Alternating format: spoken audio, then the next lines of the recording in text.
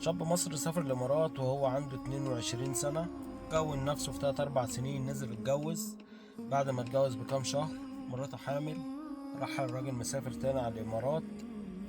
مراته وضعت وخلف بنت. البنت عندها 6 شهور.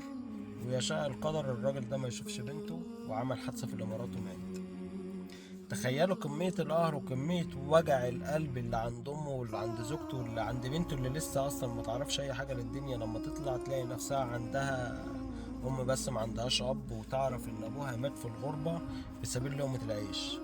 هي دي الغربة، يعني هي دي الغربة. اللهم لا اعتراض، احنا محدش بيعترض ولا حاجة.